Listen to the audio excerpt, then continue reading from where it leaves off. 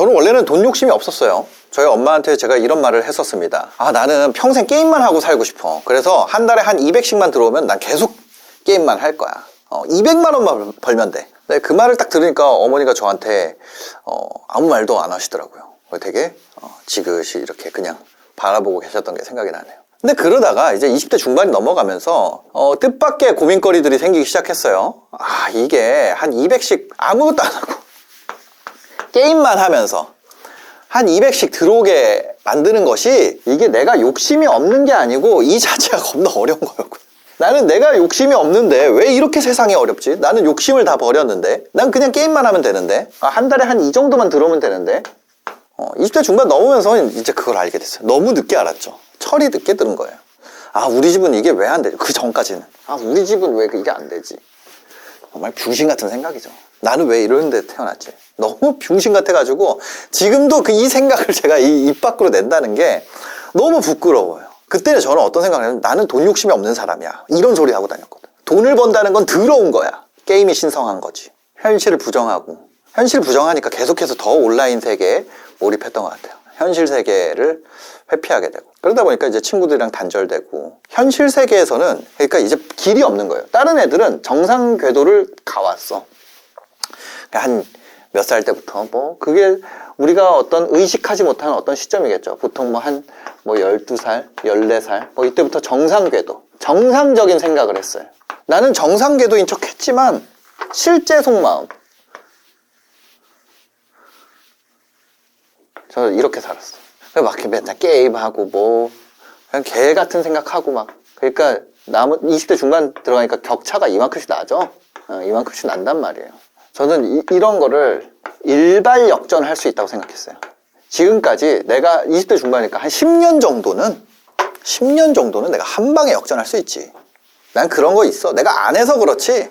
여러분들 자식 태어나면 그 얘기를 하면 안 돼요. 너는 똑똑해서 그렇지 공부를 안 해서 그런 거다. 머리는 좋은데 안 해서 그런 거다. 그 말을 하지 마세요. 저는 진짜로 제가 진짜 그렇다고 생각을 했어요. 내가 안 해서 그렇지 하기만 하면 난 일발역전 만들 수 있어. 그래가지고 2009년에 제가 알바로 번 돈 전체를 다 날렸어요. 그때 알바를 제가 어디서 했었냐면 그때 당시에 지금은 이제 없어요. 팍스TV라는 게 있었는데 이게 아시아경제TV로 바뀐 걸로 알고 있어요. 여기 이제 팍스TV에서 있었는데 여기서 알바를 했었어요. 그래서 여기서 번 알바비를 2009년 말 불장의 끝에서 여기 길대가 있어요. 2008년 금융위기 이후에 코스피 이렇게 올라가서 여기 막 길대가 있어요. 이때 이거를 다 날렸습니다. 왜? 나는 일발 역전을 꿈꾸고 있었으니까. 그러던 제가요. 정말 여기까지 들으면 한심하잖아요. 이게 2009년이니까 제가 한 20대 중반 때 얘기예요. 20대 중반. 근데 정말 한심하잖아요. 근데 제가 지금은 사람 구실을 하고 제가 기대했던 것 이상의 돈을 벌게 된 거죠. 그러니까 우리 막 그런 거 있잖아요. 저는 원래는 한 30억? 이 정도 벌면은 소원이 없겠다고 생각을 했었어요. 이거는 근데 훨씬 뛰어넘었죠. 사실 이런 돈에 대한 얘기하는 게 되게 안 좋다는 것도 이제는 배우게 됐죠. 그러니까 제가 목표로 했던 거는 다 넘어선 것 같아요. 근데 제가 이 과정에서 바꾼 게 너무 많아요. 어떤 사람들 그런 얘기해요. 너 왜 맨날 바꿨다 그래? 여러분 만약에 이 상태잖아요. 그럼 숨 쉬는 거 빼고 다 바꿔야 돼요. 생각하는 거, 행동하는 거, 그리고 돈에 대해서 대하는 거 너무 많은 걸 바꿨어요. 써놓고 바꿨어요. 지금은 어때요? 지금도 바꾸고 있어요. 지금도. 왜냐면은 저는 왜 그렇게 살았냐면은 인정받고 싶었거든요. 가족, 친척 이런 것뿐만 아니라 나를 둘러싸고 있는 수많은 사람들한테 제가 인정을 받고 싶었어요. 실제로는 내가 사실은요. 여러분들 제가 유튜브 여러분들 저 유튜브 없으면 그냥 꼰대잖아요. 잔소리하는 사람이잖아요. 근데 제가 유튜브, 인스타 이런 거를 빼고 나면 사실은 아무것도 아닌 사람이라는 사실을 저 스스로 너무 잘 알고 있기 때문에 계속해서 더 바꿔나가고 있는 거죠. 이제 만약에 여러분들 중에 이런 분들 별로 없을 거예요. 근데 만약에 여러분들이 일부 혹시나 왜냐면 저희 채널은 일단 유튜브 보는 자체를 어떤 거예요? 유튜브조차도 이런 거 보는 분들이잖아요. 그러니까 아마 이런 분들이 별로 없을 것 같아요. 근데 혹시나 도움이 된다면 이 영상 보시면은 제가 그 바꿨던 거 그거를 좀 핵심적인 얘기 너무 많잖아요. 제 영상도 너무 많고 저 신사임당 채널에 4,000개씩 올라와 있고 이 채널에도 한 400개 올라와 있단 말이에요. 그 중에서 그런 핵심적인 얘기를 좀 오늘 드려보려고 그래요. 예를 들면 그 돈만 놓고 얘기를 하려고 그래요. 이런 여러 가지 말고 이런 생각 바꾸는 거 막 이런 거 말고 이건 너무 많아. 이거 해야 될 거 너무 많은데 그 중에 우리가 이 얘기만 해버려. 그 다음 뭐예요? 우리가 부자라 그러면은 상징적인 금액. 돈 100억을 가려면 뭘 바꿔야 되는가에 대한 얘기를 좀 해보려고 합니다. 100억이라는 건 꿈의 숫자죠. 이 목표를 달성하려면요, 생각 방식을 바꿔야 돼요. 100억을 어떻게든 벌 거야. 이렇게 하는 것이 아니라 뭐 해야 돼요? 구체화를 해야 돼요. 근데 구체화라는 거를 뭐 어떤 식으로 하냐면 나는 무슨 이런 아파트에 있고 어디에 100억짜리 아파트인데 어디 무슨 자리에 피아노 있고 뭐 있고 차고에는 뭐가 있고 이게 구체화가 아니에요. 그거 구체화다 아니다? 그거 구체화 아니라는 거야. 그거 제가 깨달은 구체화에 대한 이야기를 여러분들한테 드리려고 그래요. 어디로부터 출발합니까? 100억을 구체화한다라는 게 무슨 얘기인지 말씀을 드리려고 그래요. 이 목표를 달성하려면요, 현실적으로 자본주의에서 어떤 여정을 거쳐야 되는지 한번 생각해 볼게요. 그 전에 제가 구체화라고 생각했던 건 그거예요. 그 전에 얘기 들었던 거. 나는 이런 집이고, 뭐, 나의 얼마는 어디에다 들어가 있고, 뭐, 얼마는 뭐, 어떻게 돼 있고, 막, 그런 구체적 상상. 무슨 그거 아니라고. 그래서 이거를 깨닫게 해준 책이 이거예요. 부의 추월차선. 이 책은 단점이 하나 있어요. 뭐냐면 재수가 없다는 거예요. 뭐 이거는 너 잘못된 거야 막 이렇게. 근데 실제 살아보면요, 그것도 잘못된 건 아니에요. 부의 추월차선에서 얘기하는 뭐 서행차선으로 가는 삶이 잘못된 건 아니에요. 근데 여기서는 너무 재수없게 얘기하니까 싫어하는 분들도 있어요. 그렇지만 여기서 배울 건 있다는 거죠. 그리고 저는 그런 책에서 나온 거를 현실의 삶으로 살려고 좀 노력을 많이 했어요. 그게 어렵죠. 사실 읽는 것보다 실제 삶으로 바꾸는 게 어려워요. 저는 원래 좀 악플을 좀 썼었어요. 옛날에 악플러였거든요. 예, 그래서 기사를 읽으면요, 그건 그 사람이니까 잘 된 거지, 이런 생각을 했었어요. 또 그런 거 있잖아요. 어떤 좋은 소식이 들리잖아요. 그러면 그거를 되게 제가 평가절하하기도 했었어요. 옛날에 자격지심이 많을 때 이거 구체적으로 가기 전에 여러분들이 이 내용을 만약에 이런 상태면요, 사실 안 들어도 돼요. 첫 번째, 옛날 저의 상태예요.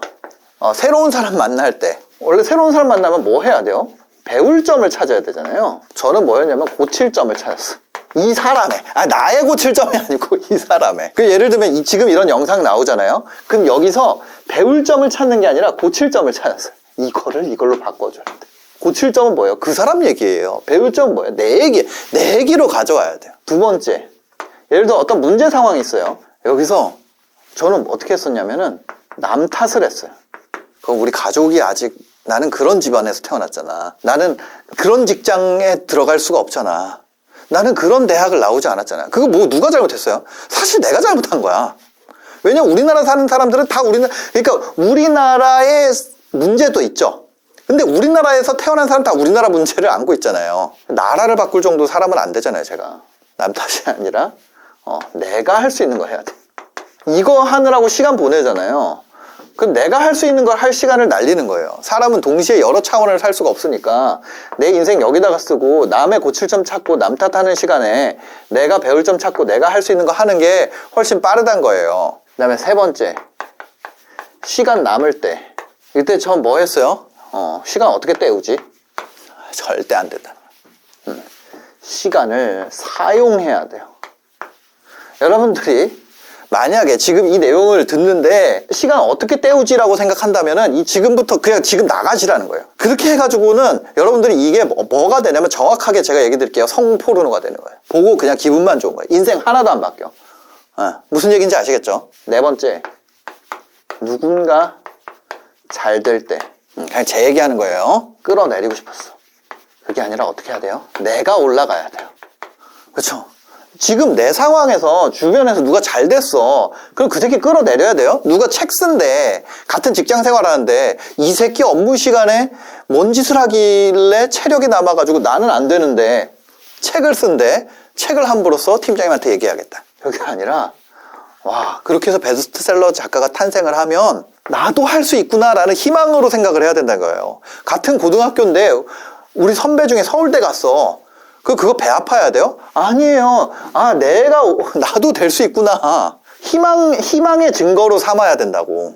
다섯 번째, 실패했을 때 그만둔다. 한 번 실패하면 그만둬요. 자전거 탈 때 한 번 넘어지면 그만둬. 그러면 이거 자전거 배울 수 있어요? 평생 못 배우지. 네. 원래 뭐 해야 돼요? 원인을 찾고 개선. 이거 해서 이걸로 바꿔줘야 돼. 아, 저는 인간은 다 이렇다고 생각해. 솔직히 내가 뭐 잘못했나? 또 사실 남 탓이죠. 근데 저는 이렇게 생각하면 안 되고요. 인간은 새로운 사람 만나잖아요. 그러면 고칠 점을 찾아야지. 이거는 공자님이 이런 얘기 한 거잖아요. 그 4대 성인 정도 돼야지 이렇게 생각하는 거예요. 원래 이 생각이 맞아. 문제 상황 되면 남 탓하는 게 맞고, 시간 남을 때 때우는 게 맞고, 그쵸? 누군가 잘 될 때 끌어내리고 싶은 게 맞고, 그쵸? 시기하지 말라. 그거를 할 수 있으면 4대 성인이 된다니까. 이대로 살 수 있으면. 실패했을 때 그만두는 게 맞아요. 인간은 다 그래. 그래서 이렇게 살아야 되는 거예요. 근데 이게 기본적인 거거든요. 이 얘기를 해도 이 베이스가 안 돼 있으면은 안 돼요. 어차피. 그래도 알려드릴게요. 유튜브 좋다는 게 뭐겠어요? 그래도 하는 거지. 그래서 이 5가지는 여러분들 습관이랑 생활 방식이기 때문에 라이프 스타일이니까 반드시 바꿔야 되는 거예요. 바꾸려고 노력해야 돼. 특히 어른 되면 어때요? 어른이 됐다는 거는 남의 말대로 더 이상 안 사는 존재라는 거예요. 그게 정상이에요. 아, 내가 저렇게 억지로 살아야겠다 이렇게 생각을 해야지 그렇게 되는 거지, 그냥 자동으로 되는 거 없어요. 특히 30 넘어가잖아요. 남의 말대로 못해. 자기계발서 100권, 1000권 읽어봐라. 그게 내가 마음은 안 먹으면 그게 바뀌나. 내가 그렇게 살아야겠다고 생각을 해야 바뀌는 거예요. 그냥 내 생각대로 사는 거예요. 그죠? 그래서 저는 뭐 했냐면, 내 성향이 진짜 옹졸하구나. 나는 진짜 소인배구나. 이걸 알게 됐어요. 전 소인배입니다. 그래서 그거를 어거지로 바꾸려고 하는 거예요. 그러니까 이거를 계속 왜 얘기를 하고 다시 영상을 보고 책을 보고 하겠어요. 그렇지 않으니까 그런 거죠. 근데 아직도 이런 성향들이 있냐? 있어요. 무의식적으로 나타날 때가 있습니다. 그래서 저는 그럴 때는 다른 사람들이랑 그냥 얘기를 안 해요. 아예 그냥 말을 안 합니다. 속으로 생각해도 겉으로 얘기를 안 하면은 사람들 모르기 때문에. 그래서 다른 사람들이 저한테 그런 얘기를 해요. 너 왜 이렇게 잠수를 타냐? 그런 얘기를 할 때가 있는데, 실제로는 긍정적인 방향으로 바꾸려고 닥치고 있는 거예요. 그 상태에서 만약에 아직 못 바꿨는데 생각이 겁나 옹졸한데 떠들면 그게 내 손해가 되니까 오히려 내가 닥치고 있어서 오해를 쌓는 게 낫다.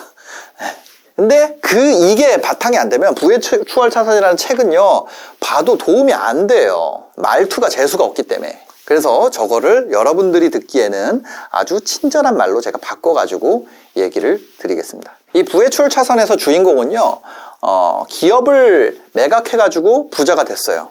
그죠? 저는 이게 처음에 불가능하다고 생각을 했습니다. 이 100억 얘기를 하는 거예요, 100억 얘기. 내 주제에 어떻게 그래. 그거 미국이니까 됐지. 무슨 캘리포니아였나요? 하여튼 어디 가가지고 리무진 회사를 내가 원하는 곳으로 이사를 가서 그거는 거기니까 그렇지. 그리고 뭐였냐면은 제 주변에는 매각한다는 사람 엄청 많았어요. 나도 나 아이디어 이런 거야. 이거 해가지고 나 매각할 거야. 요즘에는 이제 흔해졌는데, 이런 매각이나 이런 게. 그때는 어떤 게 있었냐면 샤크탱크라는 프로그램이 있었어요. 외국 프로그램인데 이게 어떤 투자 유치나 막 이런 거 나오는 거예요. 그래서 이 샤크탱크라는 프로그램이 되게 유행을 했었고, 거기에 나오는 사람처럼 나는 매각을 할 거야 막 이런 얘기를 많이 했었어요. 근데 걔네들 대부분이 뭐였냐, 허풍쟁이야. 허풍쟁이. 실체가 없어요. 뭐 할 거야 하는데 안 해. 그래가지고 저는 부의 추월 차선에 가장 처음에 읽었을 때, 저는 이거는 진짜 셀 수 없을 만큼 읽었어요. 부분 완독을 한 거 횟수를 모를 정도로. 지금도 읽고 있으니까. 근데 내 주제에 그럴 수 없다고 생각을 한 거죠. 이런 매각이라는 거는 책에만 나오는 얘기라고 생각했어요. 제가 유튜브 초기 영상 보면 부의 추월 차선이 나는 그걸로 안 갈 거다 막 이런 얘기를 해요. 근데 제가 운 좋게 뭘 했냐면 유튜브를 했잖아요. 유튜브를 하면서 실제 매각한 사람들을 만나게 된 거예요. 30억에 매각한 사람, 40억 매각한 사람, 70억 매각한 사람, 100억에 매각한 사람, 200억 한 사람, 300억 한 사람, 심지어 1000억에 매각한 사람들까지 실제로 만나보게 된 거예요. 그리고 그때마다 부의 추월 차선 다시 읽어본 거죠. 이게 현실 세계에서 들은 얘기랑 이거랑 조합을 하니까 나 여기 인생 걸어봐야겠다. 왜? 이거야. 카드 같은 거예요. 카드가 이렇게 있는데, 제가 카드를 잘 모릅니다. 근데 예를 들어서 뭐 4장을 갖고 있다 하는데, 근데 이 4장에 어떤 좋은 패가 있잖아요. 근데 한 장 받았는데, 처음에는 얘가 하나 카드가 있었어. 카드 한 장 있었어요. 근데 첫 번째 읽었을 때. 근데 두 번째로 제 유튜브라는 경험이 쌓였어. 그 다음에 다시 그 책을 읽었어. 그 3장쯤 받았을 때, 아, 이게 내가 행동이라는 카드만 더하면, 아, 이게 패가 만들어주겠구나. 이런 느낌이 들었다고요. 강한 패를 들고 있으면 어떻게 해요? 아, 내가 공격적으로 할 수 있잖아요. 그죠? 시간이 지날수록 확신이 더 높아지더란 거예요. 그래서 저는, 아, 이대로 내가 살아야겠다, 이 생각을 했어요. 이게 한국에서 실제로 가능한 길에 대해서 계속 진짜로 물어보기 시작했어요. 그러니까 제가 진짜 궁금해서 물어보니까 신사임당 채널 잘 됐던 거예요. 그때 저는 기술도 없고 했지만 진짜로 궁금했거든. 그래서 제가 이제 실제 부자가 되려고 책을 많이 봤지만 실제 내 삶에 적용할 수 있는 책은 딱 2개예요. 그 부의 추월 차선이랑 부자 아빠 가난한 아빠, 이거 2개 말고는, 그러니까 솔직히 너무 많은 책을 내 삶에 적용하려고 그러면 적용이 안 돼요. 너무 많아서. 저 2개를 일단은 한다. 하나는 재테크, 하나는 사업. 이거 2개 인생으로 실제 사는데 얼마 걸렸어요? 10년 넘는 시간이 이미 걸렸어요. 근데 아직도 다 못했어. 거기 나온 거. 더 많은 책을 읽어도 실제 삶으로 사는 거를 가속하기 위해서, 더 효율적으로 하기 위해서 보는 거지 방향을 바꾸기 위해서 하진 않는다는 거죠. 그래서 오늘은 그 중에서 부의 추월 차선 얘기를 하는 거예요. 100억을 손에 쥐려면요 150억 정도의 매각을 해야 됩니다. 왜냐면 세금이, 여러분들이 매각을 하잖아요. 세금이 얼마가 빠지냐면 27.5%가 빠져요. 그리고 그 외에 수수료랑 기타 비용들이 나가기 때문에 한 30% 정도가 세금 플러스 기타 비용, 이걸로 한 30% 정도가 날아간다고 보시면 돼요. 그러니까 내가 한 100억을 쥐려면 부의 추월 차선 방식으로 간다면 150억 정도의 매각을 해야 되는 거죠. 여기까지는. 그래서 어떻게 하라는 건데, 150억 매각, 이게 골이에요. 골을 먼저 잡아놓고 목표 설정을 먼저 하라는 말이 추상적인 게 아니라 이거를 먼저 한다고요. 이게 뭐야? 100억 벌기에서, 자, 여기 요만큼 구체화된 거예요. 이만큼 구체화됐을 때 내가 할 수 있어요? 할 수 없죠. 왜 밑에 이만큼 비었을까요? 할 게 아직 너무 많아. 그러면 150억의 매각을 하기 위해서는 어떻게 해야 되냐, 그거를 물어봤어요. 그랬더니 몇 가지 기준이 있습니다. 순이익이 있고요, 영업이익이 있고요, 에비타라는 게 있더라고요. 그 다음에 이런 거에 영향을 받아요. 아주 대표적인 것만 쓴 겁니다. 근데 이 중에서 기사 언급량, 그러니까 실제 매각된 M&A 기사에서의 언급량을 보면은 순이익이 별로 없어요. 그리고 업종은 배수라는 걸 측정해요. 그래서 얼마 버는 것에 이만큼, 그러니까 영업이익이 10억인데 배수가 10배를 받으면 그러면 얼마예요? 10 곱하기 10은 100억. 150억에선 좀 멀죠? 그럼 영업이익이 15억이면 이렇게 된다는 거예요. 근데 지금 보니까 여러분들이 무슨 업종을 할지 모르잖아요. 근데 일반적인 매각 기사 최근 50건 정도를 기반으로, 뭐 2024년 것까지 포함해서요, 50건 정도를 했을 때 평균적으로 5배에서 7배, 그 중에서도 영업이익 기사보다 이게 더 많습니다. 에비타. 이거는 영업이익에다가 감가상각비라는 거를 더한 거래요. 감가상각비라는 건 뭐냐면, 여러분들이 사업을 하시면 아시겠지만, 예를 들어 이런 노트북을 샀어요. 그럼 노트북을 첫 해에 50% 비용 처리하고 나머지는 기간에 따라서 이렇게 깎거든요. 근데 이거 감가상각하는 방식도 몇 가지가 있어요. 근데 하여튼 그 뭐예요? 실제로는 나 노트북 있잖아요. 근데 회계상으로만 돈이 빠져나가잖아요. 근데 그거를 더 해준다고요. 영업이익에다가. 그게 뭐냐? 그게 에비타라는 거래요. 에비타에서 한 5배에서 7배 정도라고 했을 때 우리는 한 에비타 기준에서 20억에서 30억 정도 감가상각비, 영업이익에다가 감가상각비를 더한 것에 5배에서 7배 정도로 매각을 할 수 있다. 이것도 100%가 아니라 이런 회사들이 얼마나 많겠어요. 그 중에서 또 확률적으로 존재하는 거예요. 그래서 이런 회사를 여러분들이 만들어가지고 그 부동산 중개업소, 우리가 건물을 내놓잖아요. 저도 지금 내놓은 건물이 있는데, 그런 것처럼 요거를 부동산에서 공인중개사분들이 하는 것처럼 요거는 회계법인에서 합니다. 이거를 해요. 그러니까 회계사를 찾으세요. 회계사. 회계사를 찾으시면 됩니다. 그래서 거기다가 매물을 내놓으시면 되는 거예요. 자, 그래서 에비타 기준으로 여러분들이 20억에서 30억을 해서 이게 뭐냐? 부회추월 차선에 나온 내용이에요.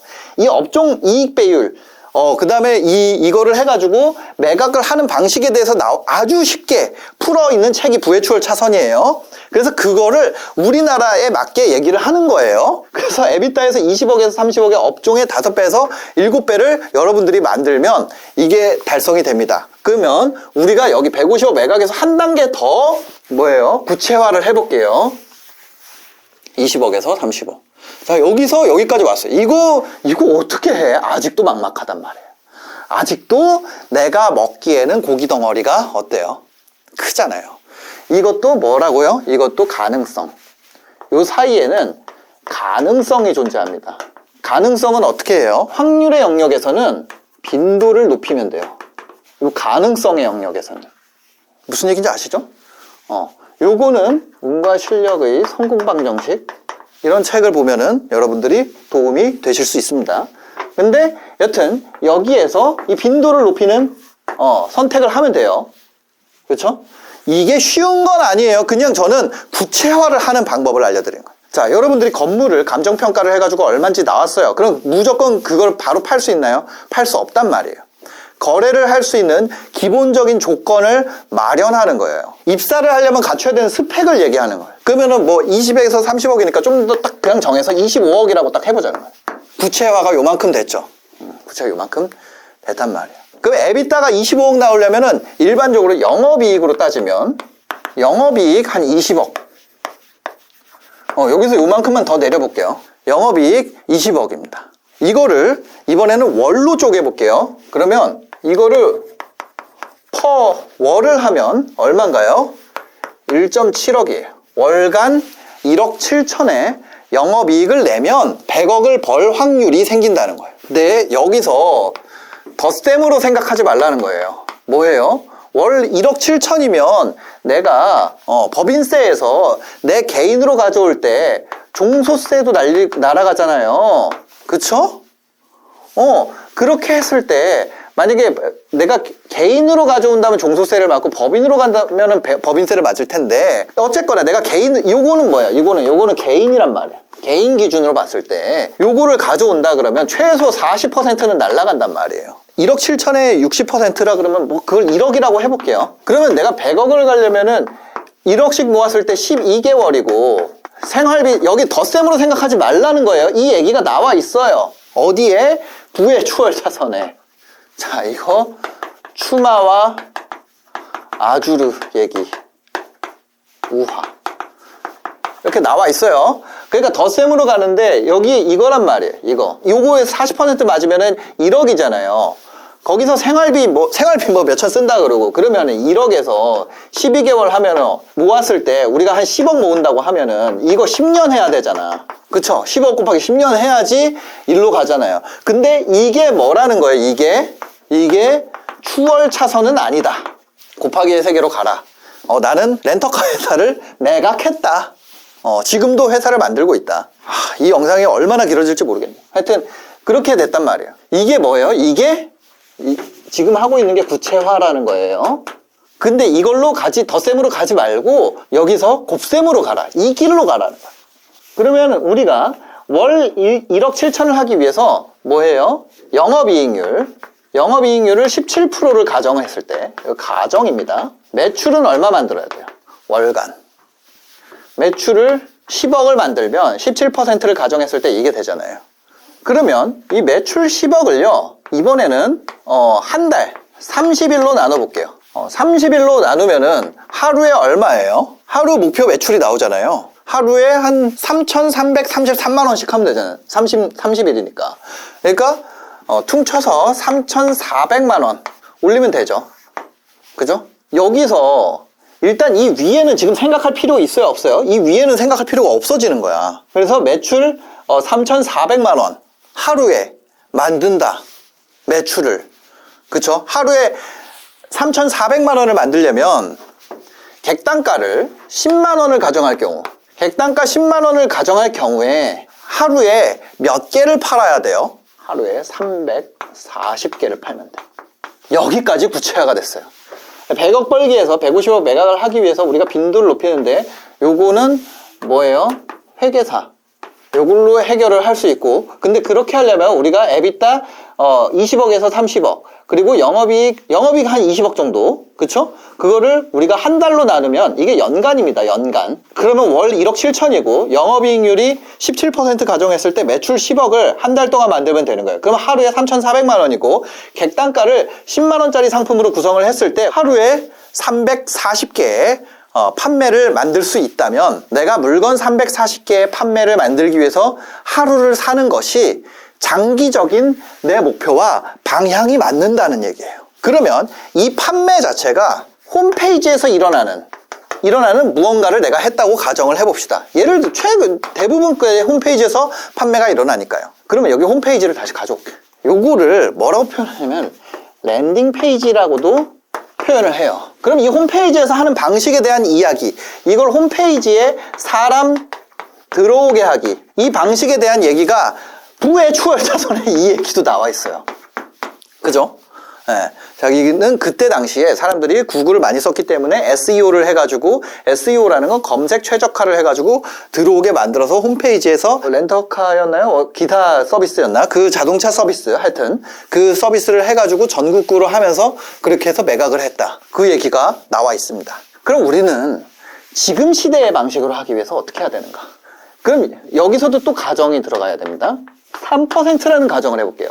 이 랜딩 페이지에 들어온 사람 중에 단 3%만 구매한다고 했을 때, 100명이 들어온다고 했을 때, 100명이 들어왔을 때 3%가 구매를 해요. 그러면 자, 퀴즈입니다. 340개의 판매를 일으키기 위해서 홈페이지에 들어온 사람 중에 3%가 구매를 했더니 340개가 됐어요. 그러면 홈페이지에는 몇 명이 들어와야 될까요? 하루에 약 1만 명이 랜딩 페이지에 들어오면 3% 전환을 가정했을 때 우리가 100억 벌기를 달성할 수 있어요. 예를 들면 이런 거예요. 내가 랜딩 페이지에 문구를 수정하고 있어요. 실제 내가 테스트를 했더니 1%만 전환이 돼요. 그래서 이거를 내가 여기로 가기 위해서 문구나 어떤 것들에 대해서 공부를 하고 있어요. 그러면 실제 그 사람은 문구를 수정하고 있는 거잖아요. 상세 페이지에 들어가고 있는 문구를 수정하거나, 실제 하는 건 뭐예요? 사진을 찍고 있는 거예요. 근데 이 사람은 사고방식이 달라. 그럼 그 사람 사진 왜 찍는 거야? 이걸 3% 가려고. 왜 3% 가는 거야? 이걸 하기 위해서. 그걸 왜 하는 거야? 내가 100억을 만드는 일을 지금 하고 있는 거예요. 그러니까 그 사람은 열심히 하라 그래서 열심히 하는 게 아니라 이 그림이 머릿속에 있기 때문에 이 작업 하나가 완전히 가치가 다르다고. 내가 제품을 10만 원짜리 객단가 구성을 하기 위해서 세트를 만들고 있어요. 근데 어떤 사람들은 얘가 세트 만드니까 만들어. 근데 나는 이 분명한 목표가 있어요. 왜냐면 내 플랜에서 궤도가 벗어났으니까. 그 궤도로 맞추기 위해서 내가 한단 말이에요. 그러면 똑같이 포장지를 싸고 있어도 내가 뽑은 사람, 내가 일 시킨 사람은 뭐예요? 그냥 포장지 싸는 거예요. 근데 이 그림이 머릿속에 있는 사람은 뭐예요? 다 완전 다르죠. 완전 달라. 그래서 이 랜딩 페이지를 약 1만 명이 들어오게 하기 위해서 어떻게 해야 돼요? 여러 매체를 쓸 수 있는데 그 중에 저는 유튜브, 인스타그램, 스레드, 틱톡, 네이버 이런 걸 쓰고 있죠. 플랫폼마다 다르겠지만 평균적으로 여기 1만 명을 들어오게 하기 위해서 링크를 타고 들어오는 비율을 5%라고 해볼게요. 어떤 콘텐츠를 봤을 때, 예를 들어 여러분들 유튜브 보고 있으니까 유튜브를 100명이 봤을 때 5명만 들어온다고 해볼게요. 그러면 다시 여기서 역산할 수 있죠. 1만 명이 5%가 되려면 20만 조회수가 매일 나오면 됩니다. 자, 여기서 내가 유튜브 콘텐츠 20만 조회수를 매일 만드는 것으로 뭐가 바뀌었어요? 구체화된 거예요. 어떤 사람은요, 아까 전에 포장지랑 똑같아요. 어떤 사람은 그냥 유튜브 하려고 만들어요. 어떤 사람은 이거를 다 짜서 유튜브를 만들어요. 누가 더 열심히 할까요? 이 사람이 내가 지금 하고 있는 게 이런 큰 게 있죠. 이런 큰 목표들이 있단 말이에요. 그 중에 지금 여기서 내가 해야 되는 원싱을 뽑아냈어요. 내가 20만 조회수를 만들면 이게 도미노가 돼가지고 이게 다 해결된단 말이에요. 근데 뭐예요? 이거에 맞는 20만 조회수지. 그럼 20만을 내가 유튜브에서 달성이 안 되면 확장할 수도 있잖아요. 뭐 스레드, 인스타, 뭐 네이버, 틱톡 뭐 다 할 수 있잖아요. 이거 합계가 매일 20만씩 나오게 만들면 5% 클릭률을 가정했을 때 랜딩 페이지에 1만 명이 들어오게 되고 그 중에 3%가 전화를 하게 되면은 340개가 판매가 된다고 했을 때 이거 3.4%라고 할게요. 정확하게. 340개가 됐을 때 객단가 10만 원이기 때문에 하루에 3,400만 원 매출이 발생하고 이것이 30일 지속됐을 때 10억이 되고 영업이익률 17%가 나오게 되면 월 1.7억의 영업이익을 하게 되고 연간 20억의 영업이익을 하게 되며 이것이 재고나 감가 뭐 이런 거를 다 포함해가지고 에비타로 갔을 때 20억에서 30억 정도가 되고 이것은 150억 밸류를 받을 수 있고 150억 밸류를 받게 되면은 세금을 내고 100억을 받게 된다.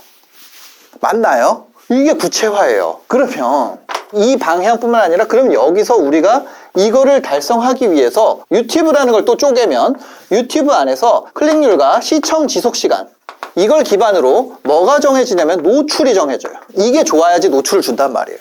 근데 여기도 운이 필요해요. 운적 요소가 존재해요.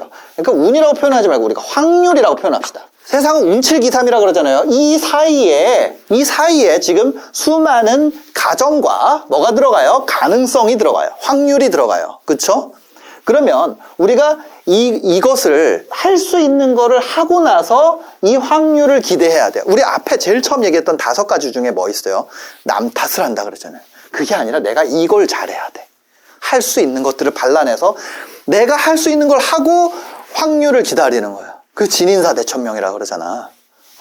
그게 진인사대천명 6글자밖에 없으니까 그렇지만 이게 다 담겨 있는 거예요. 그 다음에 여기서 이것까지 끌어내리는 것이 원싱입니다.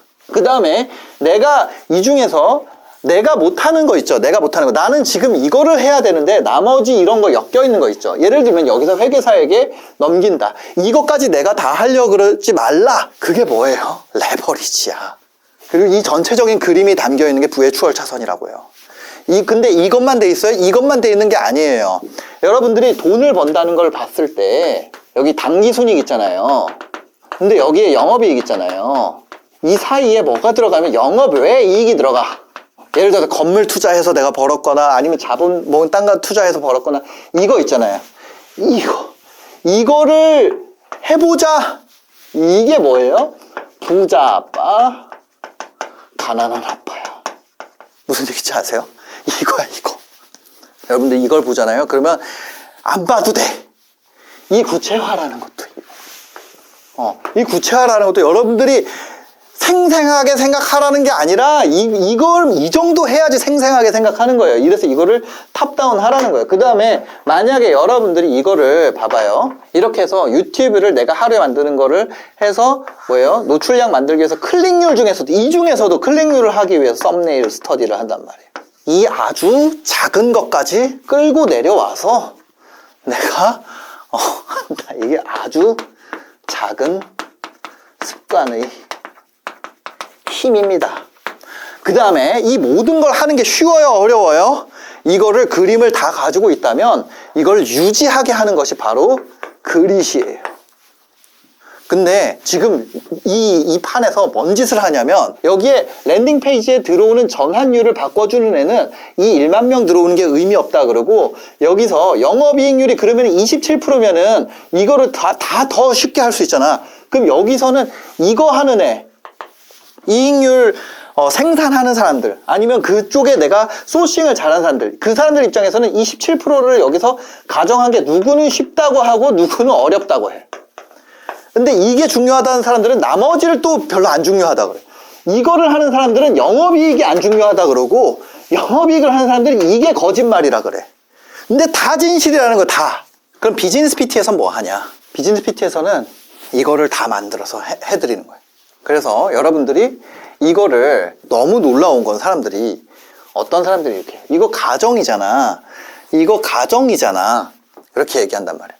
그러면 가설을 검증하기 위해서는 우리는 무엇을 해야 됩니까? 가설을 검증하기 위해서는 우리는 실험을 해야 돼요. 테스트를 해야 됩니다. 그럼 그 과정에서 실패가 발생합니까? 아, 당연히 발생하지. 이것을 회복 탄력성으로 극복해야 된다는 거죠. 이건 김주환 교수님이 말하시는 거죠. 그래서 뭐냐면 여러분들이 각 단계에 실제로 해보면서 수치를 알아야지 내가 무엇이 부족한지 알고 그것을 해결하게 된다는 거죠. 이렇게 하니까 너무 거창하고 할 게 많아 보이잖아요. 이게 여러분들이 부의 추월 차선을 통해서 부로 갈 수 있는 정량적 요소예요. 저는 이것을 실제 현실 세계의 삶으로 살고 있죠. 근데 대부분 사람들은 그냥 그 책을 읽고 그냥 넘겼습니다. 아, 이거 이게 부의 추월 차선에 담겨있는 내용이자 방법이에요. 부의 추월 차선은요, 정말 긴 내용을 담고 있지만 처음에 나오잖아요. 리무진 회사 만들고 그거를 내가 검색 최적화해가지고 랜딩 페이지 기획하고 마케팅 해가지고 그 업을 팔았다. 그 얘기가 이 얘기예요. 한국 사회에서는. 지금 현재 스코어에서는. 그렇다면 이거는 정량적인 거잖아요. 정량적인 구조에서 간 거고, 정성적인 구조에서는 어떻게 해야지 매각을 할 수 있는가? 팔리는 기업이란 무엇인가? 팔리는 기업이란 무엇인가가 나와 있을까요? 나와 있어. 일단 지울게요. 아, 이거 지우기 아까운데. 너무 열심히 써가지고. 자, 부의 추월 차선에서 팔리는 원칙은 넥스트라고 돼 있어요. 자, 이것까지가 아까 전에 이게 구체화의 정량적 방법, 수치화된 구체화의 방식이에요. 현실 세계로 끌고 오는 거야. 그러면 우리가 그 정성적 방법은 어떻게 돼 있냐? 바로 넥스트 원칙으로 돼 있습니다. 이거 어디에 나와요? 부의 추월 차선 나와요. 첫 번째, 팔리는 사업을 만드는 넥스트 원칙 1번 N 니즈. 이거 책에 그냥 정리돼 있습니다. 시장의 필요를 해결해라. 그러니까 내가 하고 싶은 게 아니라 시장이 필요로 하는 걸 해결하라는 거예요. 사람들이 원하는 제품이나 서비스를 제공해야 된다. 내 욕심을 해결하는 것이 아니라 소비자의 문제를 해결하는 게 중요하다. 그래서 뭐예요? 문제를 찾고 그거를 해결할 수 있는 능력이 성공의 핵심이다. 이렇게 표현이 돼 있어요. 이것도 얘기하면 너무 길어져. 두 번째 뭡니까? E가 뭐냐면 이게 엔트리예요. 진입장벽. 쉽게 진입할 수 없는 시장을 해라. 어려운 걸 해라. 이거 누가 하는 소리야. 이것이 바로 송기령 박사님. 그냥 하지 마라. 이런 책이 있어요. 그냥 하지 마라라는 책이 있어요. 하여튼 요거 시장의 필요랑 이거 회복탄력성 김주환. 그래서 뭐냐? 누구나 쉽게 할 수 있는 사업은 경쟁이 심해진다. 내가 처음에 나한테는 뭐예요? 허들인데 내가 넘고 나면 배리어로 바뀐다. 진입장벽이 높을수록 어려울수록 경쟁이 적어지고 수익성이 높아진다. 그죠? 아까 영업이익률에 영향을 미치는 요소인 거예요. 이것도 사실 얘기하려고 하면 또 책 한 권이야. 여기서 한 줄 한 줄로 돼 있어가지고 그렇지만 이거를 엮어야 돼요. C는 뭐냐면 컨트롤이에요. 컨트롤이라는 거는 통제력을 의미합니다. 남한테 의존하는 비즈니스가 아니라 내 비즈니스를 해라. 여기에 뭐라 돼 있냐면 유튜버 이런 거 하지 말라 돼 있어요. 인스타그래머 이거 하지 말라는 거야. 그 정책에 의존하면은 위험하고 직접 제품을 소유하고 아니 홈페이지도 직접 소유하고 내가 직접 소유, 직소유 갑이 돼야 된다는 거야. 갑. 가격 결정권 누구한테 있어요? 갑이 있잖아요. 예. 고객이랑 나의 관계가 통제력이 나한테 있어야 된다고. 제품을 직접 소유하고 브랜드를 직접 구축해. 그게 다 내 거여야 돼요. 그 다음에 S는 바로 스케일입니다. 스케일인데 스케일은 그 확장성을 얘기하는 거예요. 사업의 확장성. 시간당으로 나가게 되는 그런 비즈니스는 뭐예요? 내가 잠을 안 자도 24단위밖에 못 팔아. 24개밖에 못 팔잖아요. 내 몸을 써가지고 시간당 페이를 아무리 올려도 그거는 이 스케일 원칙에 맞지 않기 때문에 이래가지고 얘가 그거를 한 거예요. 재수가 없어진 게 월급을 받는 그걸 하지 마라. 월급 노예. 이 표현은 이거예요. 이거. 그죠? 확장성 측면에서 내가 개인이 그렇게 하는 것은 안 되니까 차라리 이거를 할 수 있는 거는 이걸 교육 시스템을 만들어야 된다. 이런 겁니다. 이 스케일 원칙이라는 게 있어요. 네. 그래서 시간당 시간당 발생하는 그런 건 하지 마라. 왜? 차라리 돈은 확장성이 있으니까 계속 늘릴 수 있는데 시간이라는 거는 24단위로 그냥 만약에 1시간을 한 단위로 한다면 하루에 24단위밖에 제공이 안 되잖아요. 그래서 한 명이 하루를 써가지고 하는 거는 이 넥스트에 전혀 맞지 않고 그렇게 할 경우에는 이 부의 추월 차선을 탈 수가 없다는 것이 이 얘기예요. 그래서 디지털 제품이나 프랜차이즈 아니면 뭐 글로벌 시장을 공략하거나 그런 확장 가능한 구조를 세워야 된다. 그 다음에 마지막이 뭐예요? 넥스트. 이게 타임이에요. 스케일 원칙이랑 비슷한데 이거는 확장성 측면에서 얘기를 한다면 이거는 대체 가능성. 그럼 무슨 얘기냐면 내가 여기에 들어가 있으면 안 된다. 내 삶이. 수입이 내가 시간을 쓰는 것과 분리돼 있어야 된다. 내가 직접 일하지 않아도 수익이 나는 시스템을 만들어야 돼요. 그래서 이거를 넥스트 원칙을 정성적으로 지켰을 때 비로소 매각이 가능하다. 시장의 필요를 충족하고 아까 전에 그 수치뿐만 아니라 아까 그 에비타뿐만이 아니라 동시에 뭘 갖춰야 된다? 시장의 필요가 있어야 되고 진입장벽이 있어야 되고 시장에서 갑의 위치 내가 컨트롤할 수 있어야 되고 확장성이 있어야 되고 마지막으로 뭐예요? 내가 아니라 딴 사람이 해도 된다는 얘기야. 이 얘기는 그렇지 않아요? 그래야지 매각을 할 수 있다는 얘기예요. 이 5가지 원칙이 나와 있는 책은 난 이거밖에 못 봤어. 근데 제가 지금 하고 있는 비즈니스는 이 컨트롤 문제가 발생합니다. 컨트롤 문제가 있기 때문에 매각이 쉽지 않아요. 왜? 컨트롤 문제는 제가 유튜브에 종속돼 있잖아요. 그것뿐만 아니라 다음번으로 넘어간 거 뭐예요? 인스타그램이야. 인스타그램도 메타의 컨트롤 아래 있잖아요. 제가 딴 데서 강의를 팔았어요. 클래스 101이야. 클래스 101의 컨트롤 아래 있어요. 그죠? 그런 한계가 있어요. 그러면 앞으로 사업 방향성은 뭐예요? 우리한테 부족한 건 컨트롤을 채워야겠다. 어떻게 채울 것이냐에 대해서 고민을 계속 하겠죠. 그 다음에 뭐가 떨어져요? 이거 타임, 대체 가능성. 이게 없어요. 이게 낮아요. 왜냐면 지금도 여러분들이 비즈니스 PT를 들을 때 제가 알려드리기 때문에 들으러 오잖아요. 그렇죠? 이 대체 가능성 측면에서 떨어집니다. 고객에 대한 것은 제가 컨트롤이 되지만 왜냐면 제가 브랜드 밸류를 가지고 있기 때문에 그래서 이거를 키워야 된다는 거죠. 이 2가지를 해결하기 위해서 방향성을 모색하고 있고 실제로 그쪽으로 강화를 하고 있죠. 저는 부의 추월 차선을 읽은 것뿐만 아니라 그거를 이해하고 실제로 삶으로 살아내는데 제가 얼마의 시간이 걸렸어요? 2015년 이게 2015년에 나온 책일 거예요 아마? 언제 나왔는지 정확하게 모르겠는데 2015년쯤에 나왔던 것 같아요. 거의 한 10년이 걸렸죠. 10년이 걸렸는데 아직 다 못했어요. 아직도 다 못했다고. 그 책의 내용 전체를 현실화시키지 못하고 있어요. 10년 걸렸는데 돈을 못 벌었나요? 아니 벌었죠. 근데 아직 부의 추월 차선에 나와 있는 내용을 완성하지 못했다. 이런 목표치는요. 이런 정성적 목표, 정량적 목표를 한 번에 달성하려면 너무 어려워요. 이게 지금 보면은 너무 많은 것 같잖아요. 이거를 항목별로 해가지고 누가 나한테 알려주면 10년을 1년으로 단축할 수 있겠더라는 거예요. 그래서 그런 정량적인 관리를 제공하고 있습니다. 저보다 훨씬 더 성장 속도가 빠른 분들이 나오는 거예요. 그런 분들이 실제로 나오고 있습니다. 예를 들면 30대 여성분이 하는 채널인데 그쵸?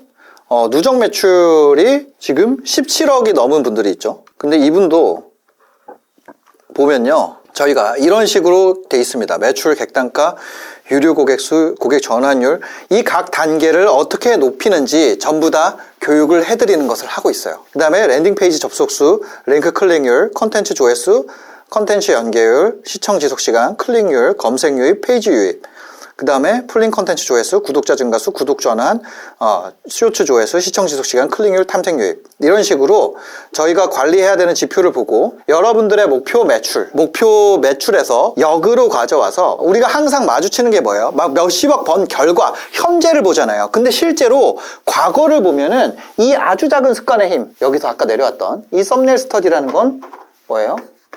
아주 작은 습관의 힘. 미약할 때부터 시작이 있다는 거예요. 아주 미약한 곳에서부터 도미노가 쓰러진다는 거예요. 근데 이걸 아무거나 하면 안 되고 여러분이 원스윙을 뽑아내야 된다는 거죠. 그럼 나의 원스윙은 뭐예요? 여러분들이 이거를 다 돌려봤을 때 어떤 사람은요 시청 지속 시간을 잘 뽑아내요. 어떤 사람은 전환율을 잘 뽑아내요. 어떤 사람은 클릭률 잘 뽑아내고요. 어떤 사람은 객단가를 잘 높이고 어떤 사람은 영업력이 좋아요. 그 사람마다 가지고 있는 장단점이 다릅니다. 일단 그게 되게 중요하고 그 다음에 뭐냐면 그 결과값을 보는 것이 아니라 그 사람의 1주차를 봐야 된다는 거예요. 그 사람의 첫 주에 뭐예요? 구독자 없었어. 매출을 10몇억을 했는데 그분이 2주차에는 어때요? 24년 4월에 시작했습니다. 조회수가 5개 나왔어. 구독자 4명이었어요. 그쵸? 이 사람이 6천, 7천 이렇게 내다가 1억 8천, 3억, 3억 9천, 2억 5천, 4억 8천 이렇게 뽑는 것까지. 그쵸? 지금은 조회수 얼마큼씩 나와요? 3만, 4만씩 나와. 이 성장을 만들어가는 이 데이터가 저희가 엄청 많다고요. 여러분들이 예를 들어서 나는 30대 남자였으면 좋겠어. 내가 30대 남자예요. 그러면 30대 남자들이 뽑아낸 성과 중에 그 중에 내가 목표로 하는 매출이 있을 거예요. 그쵸? 나는 한 주에 주간 매출을 1억 2천씩 뽑고 싶어. 그러면 이 사람의 페이스에 맞춰서 내가 해야 될 거 아니에요. 여러분들 웨이브 라이트라는 게 있어요. 그게 뭐냐면 이 신개념 페이스메이커인데 이게 기술 도핑 논란이 있었습니다. 뭐냐면 육상대회예요. 남자 1000m 세계 신기록이 됐습니다. 근데 그거 뭐냐면 이 400개 조명이 지금 치팅이라는 거예요. 치팅 행위다. 그래서 이게 논란이 엄청 많아요. 이 빛보다 내가 빠르기만 하면, 이 조명보다 빠르기만 하면은 달성이 그냥 결과론적으로 되는 거니까. 근데 여러분들은, 예를 들어서 여러분들이 비즈니스 PT를 이용한다면 이 웨이브 라이트 같은 여러분들의 페이스메이킹을 할 수가 있다고. 목표치에 맞춰가지고. 그것도 뭐예요? 현실 세계에서 다른 사람이 달성한 거. 네, 그것을 제로 베이스부터 알 수 있다는 거죠. 그게 바로 비즈니스 PT예요. 그 중에서도 뭔가요? 여러분들이 예를 들어서 어떤 목표를 설정을 했다면 이분 같은 경우에는 어때요? 주에 6천만 원, 5천만 원 막 이렇게 올린단 말이에요. 그죠? 그랬을 때 내가 3주 차에 구독자 1명 늘어도 괜찮다. 근데 이 사람보다 어떤 성과가 내가 잘 나오고 있는가, 어떤 성과에서 내가 뒤처지고 있는가, 그거에 맞는 여러분들이 이 항목별로 훈련이 구성되어 있다는 거예요. 훈련을 해야 돼요. 그냥 되는 건 없어. 교육도 제공이 되고요, 트레이닝이 제공이 됩니다. 그래서 PT라고 되어 있는 거예요. 근데 여러분들이 오늘 다 알려드렸으니까 이거에 맞게 훈련을 구성할 수 있다면, 저희가 이거에 맞는 강의도 나가고 훈련 소프트웨어도 나가고 문제집도 나가요. 그 문제집을 선생님이 채점해주고 해설을 해드립니다. 와서 보면 여러분들이 경험하면 지금까지 본 적 없는 방식이라는 걸 알게 되실 거예요. 근데 여러분들이 일단은 스스로 이렇게 계획을 세워서 해보시고, 그것이 안 될 때, 그게 혼자 하기 힘들다는 걸 느꼈을 때 이렇게 여러분들이 돈을 벌기 위한 훈련 구성을 만든 것에 대한 가치를 그때서야 아시게 될 거예요. 그랬을 때 비즈니스 PT를 찾아오시면 됩니다. 비즈니스 PT는요, 지금도 대기가 1700명이 넘어요. 그러면 왜 너 대기가 그렇게 많은데 왜 이런 홍보를 하냐? 언제 빠질지 알아요. 그 1700명이, 지금은 1700명이지만 옛날에 노티드 아세요? 노티드도 엄청 줄 섰어요. 근데 노티드의 줄이 없어진 게 하루아침이잖아요. 네. 근데 그걸 보고 배우지 못하면 바보겠죠. 그래서 저는 지금도 계속 이렇게 그 트래픽을 유지하기 위해서 노력을 하고 있는 겁니다. 여러분들 시간은 좀 더 걸릴 수 있어요, 사람마다. 근데 지금 이 방식으로 했을 때 목표 수익 달성하는 퍼센티지가요, 그러니까 35주차 이상 기준, 저희가 40주 커리큘럼인데 35주차 넘어간 기준으로 85%입니다. 85%가 달성이 된다는 거죠. 수익화는 다 달성이 돼요. 수익화는 기간의 문제죠. 여러분들 과제를 다 수행만 한다면 85%로 수익화는 다 달성이 됩니다. 한 50만 원 이상은 다 달성이 돼요. 저희 학원비 이상은 다 달성이 됩니다. 다만 거기에 더 집중하느냐, 이런 차이는 있겠죠. 개인적인 익히는 습득 속도에 대한 차이도 있을 수밖에 없습니다. 저는요, 이게 이 길이 맞는지 확인하려고 수많은 사람들을 인터뷰하고 그 인터뷰한 결과에서 더 내가 고칠 수 있는 거 고치고, 그렇게 해서 제 삶에 실제로 적용을 해왔어요. 특히 어떤 사람들, 금수저보다는 제로 베이스에서 돈 번 분들을 만나가지고 매년 확인하고 있죠. 지금까지는 이 방식이 매우 유효합니다. 저뿐만 아니라 여기에 수많은 데이터가 있어요. 여러분들이 오게 되면 트레이너들은 기존에 쌓여져 있는 데이터들을 기반으로 여러분들을 가이드를 해드릴 거예요. 강의는 제 영상이 나갑니다. 그리고 그걸 기반으로 여러분들을 트레이닝을 해줄 거예요. 저보다 늦게 시작한 분들이 저보다 빠른 페이스로 저를 따라오는 거, 저희보다 이미 매출이 높은 분들도 많죠. 예. 저는요, 여러분들이 그 피해 게임이라는 프로그램이 있어요. 그게 뭐냐면 똑똑한 사람들이 나가서 겨루는 거예요. 거기서 보시면 아시겠지만 진짜 하나도 안 뛰어나요. 똑똑하지도 않고 너무 평범한 사람입니다. 그냥 아저씨예요. 근데 저는 뭐예요? 그냥 생체 실험을 하면서 살았기 때문에 여기까지 온 거죠. 예, 그리고 그 시간이 너무 오래 걸렸다는 거예요. 여기 보시면 저희가 나와 있어요. 최대값 34억, 중앙값 281만 원. 이거를 계속 올라가고 있죠. 예. 평균값은 2천만 원인데 1등 34억 6천만 원이 포함돼 가지고 이게 왜곡이 돼 있다. 그래서 요런 퍼센티지를 또 보여드리고 있고요. 그 다음에 여러분들이 구독자를 올리는 것도, 조회수를 올리는 것도 크게 중요하지 않다. 이분 같은 경우는 구독자 220명인데 860만 원 만들고요. 조회수 7,000회면은 망한 영상이라고 표현을 하잖아요. 근데 240만 원, 그쵸? 유튜브 처음부터 시작한 케이스, 사업이 없이 시작한 케이스, 그죠? 유튜브도 없고 사업도 없고 그냥 맨 땅에서 시작해서 작은 것부터 시작한 사람들이 있다는 거예요. 그분들이랑 여러분들의 차이는 뭐냐면 먼저 시작했다는 거죠. 그거밖에 차이가 없어요. 오시는 분들 공통점이 있습니다. 아, 내가 이만큼 벌지 몰랐어요. 안 하잖아요? 그럼 몰라요. 여러분들이 누구나 갈 수 있는 매출은요, 한 200만 원? 웬만하면 갈 수 있는 매출.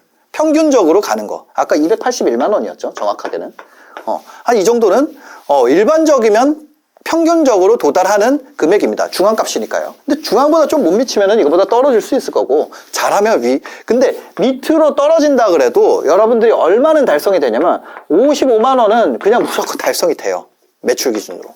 근데 이 위쪽은 여러분들이 기대하는 것보다 높은 분들이 많이 나온다는 거죠. 지금까지 굉장히 긴 영상이었는데 긴 내용을 담고 있어서 영상이 길어졌습니다. 비즈니스 PT 혹시 혼자 하시다가 어려운 부분이 있으면 저희가 있다는 거, 그 다음에 먼저 대기를 해 놓으시면 먼저 받을 수 있다는 거 얘기를 드리고 마무리하도록 하겠습니다. 영상 봐주셔서 감사합니다. 행복한 하루 되세요.